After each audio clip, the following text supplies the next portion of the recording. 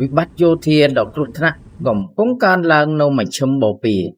ខណៈភាពតានតឹងរវាងអាមេរិកអ៊ីស្រាអែលនិងអ៊ីរ៉ង់បានផ្ទុះឡើងជាការវាយប្រហារពិតប្រាកដនៅក្នុងវីដេអូនេះបង្ហាញលម្អិតអំពីប្រតិបត្តិការវាយប្រហារយោធានិងអាវុធដែលត្រូវបានប្រើការខូចខាតនិងចំនួនអ្នកស្លាប់ដែលត្រូវបានរាយការណ៍ការវាយតបដោយមីស៊ីលនិងដ្រូនផលប៉ះពាល់លើជនស៊ីវិលនិងស្ថានភាពសិទ្ធិមនុស្សហានិភ័យនៃសង្គ្រាមតំបន់ពេញលេញស្ថានភាពកំពុងផ្លាស់ប្ដូរយ៉ាងលឿនហើយពិភពលោកទាំងមូលកំពុងតាមដានយ៉ាងជិតស្និទ្ធតើជម្លោះនេះនឹងបញ្ចប់តាមផ្លូវការទូតឬនឹងពង្រីកទៅជាសង្គ្រាមធំសូមតាមដានវីដេអូនេះសម្រាប់ការវិភាគលម្អិតនិងព័ត៌មានថ្មីៗភាពតានតឹងរយៈពេលវែងនៅមជ្ឈិមបូព៌ាបានឈានដល់ដំណាក់កាលថ្មីនិងគ្រោះថ្នាក់បំផុតបន្ទាប់ពីការវាយប្រហារយោធាពីសហរដ្ឋអាមេរិកនិងអ៊ីស្រាអែលលើទឹកដីអ៊ីរ៉ង់និងការវាយតបវិញពីទីក្រុងតេហេរ៉ង់ការប្រយុទ្ធគ្នានេះកំពុងធ្វើឲ្យមានការភ័យខ្លាចថាអាចរីករាលដាលទៅជាសង្គ្រាមតំបន់ពេញលេញនៅក្នុងវីដេអូនេះខ្ញុំសូមលើកយកនៅចំណុចសំខាន់ចំនួន8ចំណុចដើម្បីបង្ហាញអស់លោកអ្នក1ការវាយប្រហារដំបូងប្រតិបត្តិការសំលេងតោ Lion Roar នៅថ្ងៃទី28ខែកុម្ភៈឆ្នាំ2026អ៊ីស្រាអែលនិងសហរដ្ឋអាមេរិកបានចាប់ផ្ដើមវាយប្រហារផ្នែកយោធាដ៏ធំទៅលើអ៊ីរ៉ង់ប្រតិបត្តិការនេះត្រូវបានអ៊ីស្រាអែលដាក់ឈ្មោះថា Operation Lion Roar ប្រតិបត្តិការសំលេងតោការវាយប្រហារនេះរួមមានការវាយប្រហារតាមអាកាសនិងមីស៊ីលគោលដៅយោធានិងហេដ្ឋារចនាសម្ព័ន្ធសំខាន់ការផ្ទុះនៅទីក្រុងធំដូចជាទីក្រុងតេហេរ៉ង់អ៊ីស្វ៉ាហាននិងតាប្រីសភាគីអាមេរិកនិងអ៊ីស្រាអែលអះអាងថាការវាយប្រហារនេះមានគោលបំណងបំបត្តិសមត្ថភាពយោធានិងមីស៊ីលរបស់អ៊ីរ៉ង់ដើម្បីទប់ស្កាត់អ្វីដែលពួកគេហៅថាជាការគំរាមកំហែងភ្លាមការផ្ទុះត្រូវបានរាយការណ៍ទូទាំងប្រទេសហើយប្រព័ន្ធទំនាក់ទំនងនៅតេហេរ៉ង់ត្រូវបានរំខានយ៉ាងខ្លាំងខណៈមន្ទីរពេទ្យត្រូវបានដាក់ក្នុងស្ថានភាពប្រុងប្រយ័ត្នខ្ពស់2ការស្លាប់មេដឹកនាំយោធានិងការខូចខាតធ្ងន់ធ្ងរកងទ័ពអ៊ីស្រាអែលបានអះអាងថាបានសម្លាប់មេដឹកនាំយោធាកំពូលអ៊ីរ៉ង់មួយចំនួននៅក្នុងការវាយប្រហារនៅទីក្រុងតេហេរ៉ង់រួមមានលោកអាលីខាមីណេនិងមេដឹកនាំយោធាផ្សេងទៀតការសម្លាប់មេដឹកនាំកំពូលនេះត្រូវបានគេចាត់ទុកថាជាការវាយប្រហារដែលមានគោលដៅយុទ្ធសាស្ត្រខ្ពស់និងអាចប៉ះពាល់ដល់រចនាសម្ព័ន្ធសន្តិសុខអ៊ីរ៉ង់3អ្នកស្លាប់និងរបួសព្រឹត្តិការណ៍សាលារៀនមួយក្នុងចំណោមព្រឹត្តិការណ៍រន្ធត់បំផុតគឺការវាយប្រហារដែលអ៊ីរ៉ង់អះអាងថាបានប៉ះពាល់ដល់សាលាបឋមសិក្សាស្រីមួយនៅទីក្រុងមីណាប់តាមការរាយការណ៍របស់អាជ្ញាធរអ៊ីរ៉ង់បង្ហាញថាមានមនុស្សស្លាប់យ៉ាងហោចណាស់108នាក់របួសប្រហែល92នាក់ភាគច្រើនជាកុមារីអាយុចន្លោះពី7ទៅ12ឆ្នាំ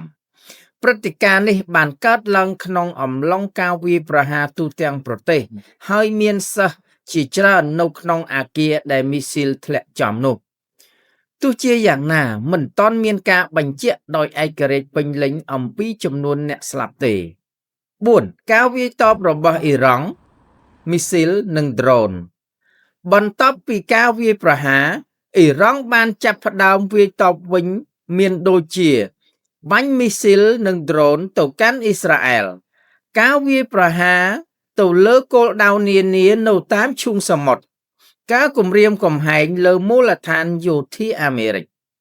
អ៊ីស្រាអែលបានប្រកាសភាពអាសន្នជាតិដោយបិទសាលារៀននិងបិទដែនអាកាសខណៈប្រជាជនត្រូវបានណែនាំឲ្យស្នាក់នៅក្នុងជម្រកសុវត្ថិភាពមានការរាយការណ៍ពីការវាយប្រហារដោយដ្រូនអ៊ីរ៉ង់នៅតំបន់ឈូងសមុទ្រ ដែលបង្កផការភ័យខ្លាចថាចំនួនអាចពង្រីកទៅកាន់ប្រទេសជាច្រើនក្នុងតំបន់ 5. ចំណុចខូចខាតធំៗនិងស្ថានភាពយោធាការវាយប្រហារបានបង្កឲ្យមានការបំផ្លាញហេដ្ឋារចនាសម្ព័ន្ធការរំខានប្រព័ន្ធទំនាក់ទំនងការបិទដែនអាកាសទាំងសងខាងការត្រៀមខ្លួនយោធាខ្ពស់បំផុតអ៊ីស្រាអែលក៏បានបាញ់ទៅលើគោលដៅរបស់ក្រុមហេសបូឡានៅភាគខាងត្បូងលីបង់ផងដែរដែលបង្ហាញថាចំនួនកំពុងពង្រីកទៅកាន់សម្ព័ន្ធមិត្តក្នុងតំបន់ 6. បរិបទសង្គ្រាមលើកមុននិងការបាត់បង់ជីវិតមនុស្សកន្លងមកចំនួននេះមិនកើតឡើងភ្លាមៗទេក្នុងសង្គ្រាមអ៊ីរ៉ង់អ៊ីស្រាអែលឆ្នាំ2025មានការរាយការណ៍ថាមនុស្សជាង 1190 នាក់ស្លាប់នៅក្នុងប្រទេសអ៊ីរ៉ង់រងរបួសជាង 4000 នាក់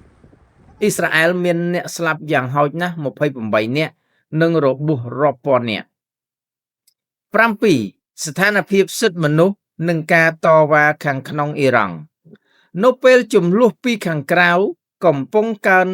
ឡើងកម្ដៅខ្លាំងស្ថានភាពខាងក្នុងអ៊ីរ៉ង់ក៏តានតឹងដែរការតវ៉ាធំៗនិងការបង្ក្រាបបានបណ្ដាលឲ្យមានអ្នកស្លាប់រាប់ពាន់នាក់តាមការអះអាងពីអង្គការសិទ្ធិមនុស្សចំនួនអ្នកស្លាប់ត្រូវបានរាយការណ៍ខុសគ្នាប៉ុន្តែការប៉ាន់ស្មានខ្ពស់បង្ហាញថាអាចមានអ្នកស្លាប់លើសពី 7000 នាក់ស្ថានភាពនេះធ្វើឲ្យសង្គមអ៊ីរ៉ង់កាន់តែអស្ថិរភាពនៅពេលដែលសង្គ្រាមពីខាងក្រៅកំពុងកើនកម្ដៅខ្លាំង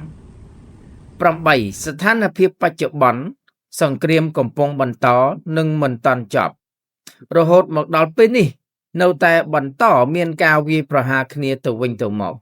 ចំនួនអ្នកស្លាប់ពិតប្រាកដនៅតែមិនច្បាស់កងទ័ពទាំង3ប្រទេសស្ថិតក្នុងការត្រៀមខ្លួនខ្ពស់